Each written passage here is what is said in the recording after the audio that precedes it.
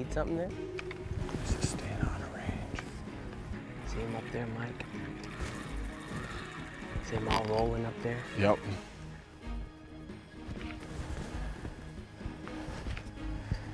Yeah, there's a couple really nice fish up in there. See him right there, he just rolled. Look at, oh, big redfish, giant redfish.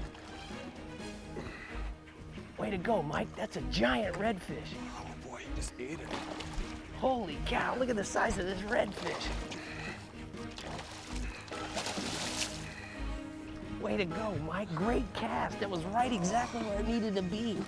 Boy, he ate it good. That was perfect. As soon as that Rapala hit, boom.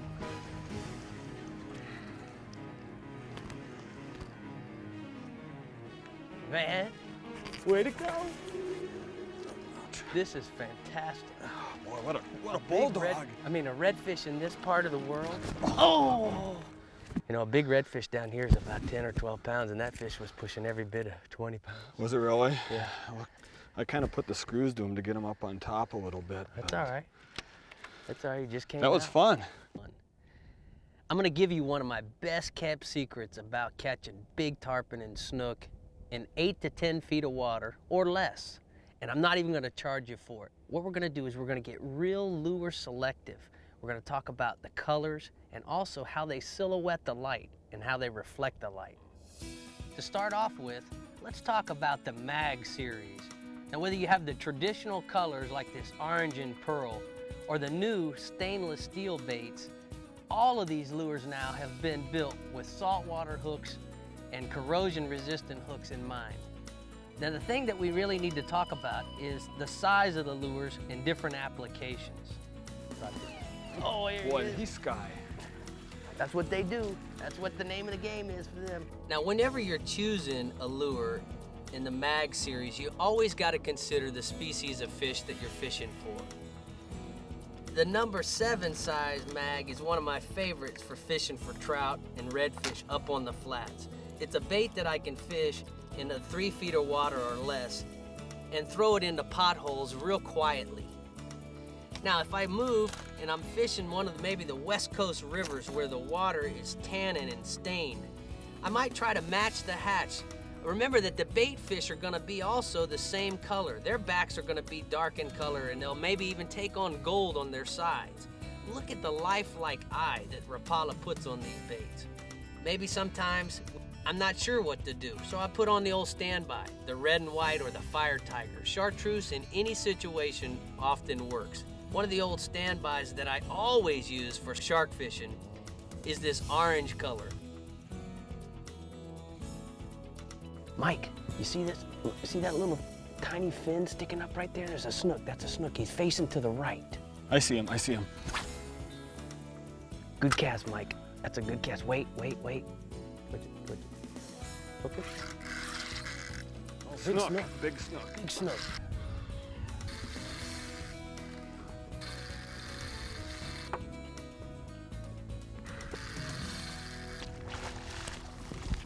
That's a nice big snook, Mike. Oh, look at that jump. Nice and easy. We don't want him to wear through the leader. All right. Looked like he ate that Rapala pretty deep. Yeah, he did.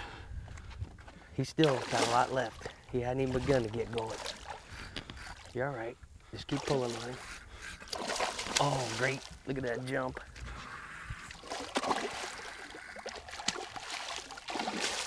That's it. You're doing great. Don't lay the line down the side because we've got those gill rakers. And Gotcha. cut that leader off. That's it. Just stay connected. That's your job.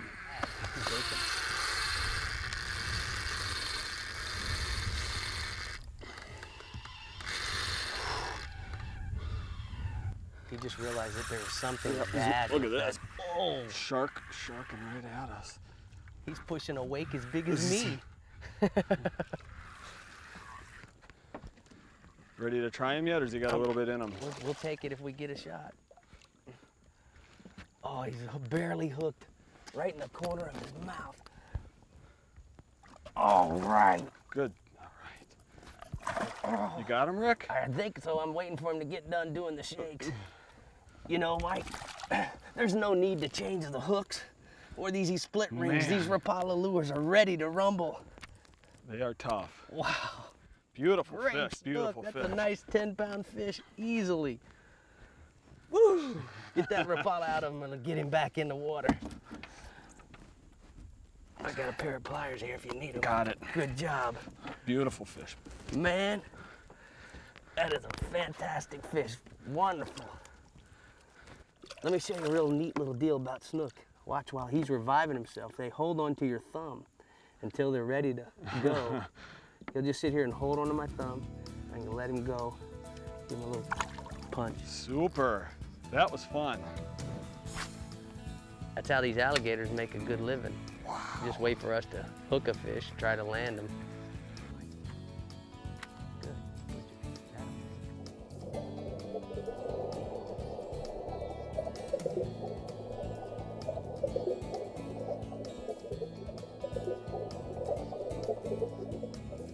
Perfect for this situation. Go for that one right there.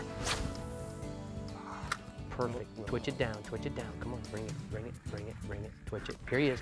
There he is. All right. There he is. Got him, I got him. Tarpon. Little tarpon, little tarpon. Don't forget to bow to him, Mike. Okay.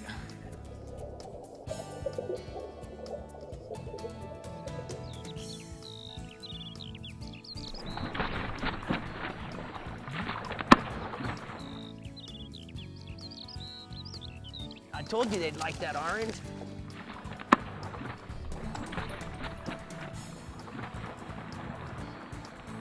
When you bow, point the rod right at him. That's it. There you go. Go back to fighting him normal.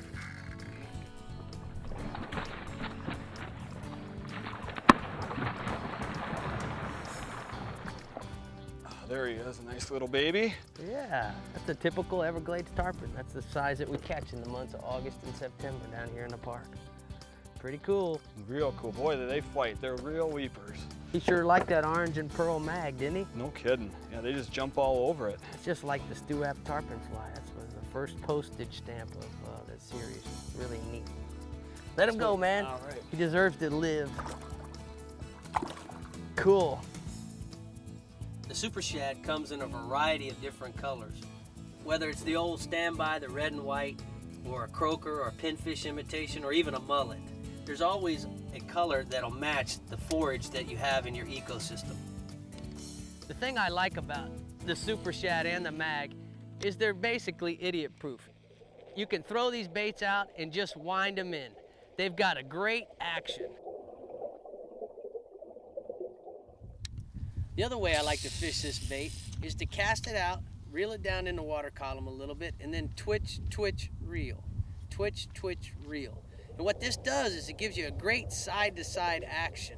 It also reflects the light with the bait going through the water, flashing from side to side. Now, one of the things that you gotta consider is the profile or the silhouette that the fish see as these baits are going through the water. The Super Shad, it resembles a mullet or a big pilchard. If you got that in your ecosystem, try that. I think it'll really work. Certain times of the year, the only baits that'll be around will be ballyhoo, small ladyfish, or even cigar minnows. That's when you'd choose the mag. You know, we're drifting along here shark fishing, you just never know what's gonna happen. And you look down and you said, look, what's this big fish? And it was a whole school of big redfish. And about that time, I saw what I thought was something come up underneath my lure, and he lunched it. I mean, wait till you see the size of this fish.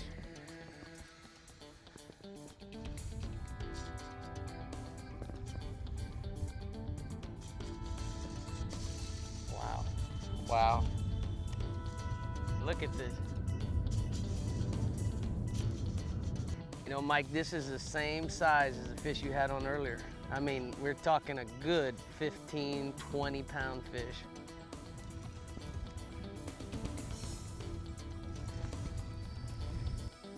I got a tape measure. Oh my gosh, look at the size of that redfish, man. That's as big as Cocoa Beach redfish down here in Flamingo. It must be lost. You know, Mike, this is probably one of the biggest redfish I've caught at Flamingo personally ever. Just hold on one second. I'm gonna bring him right out of the bottom.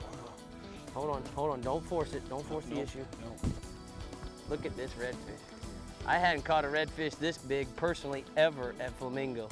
Yeah, you were saying there's not a lot of them that big down here. He's actually hooked. We gotta be real careful. He is hooked on the outside of the face, up on the top of his head. That fish right there will go every bit of 20 pounds. Just slide your hand underneath his gill, or grab him by the tail, whichever is easier. Don't let him go, baby.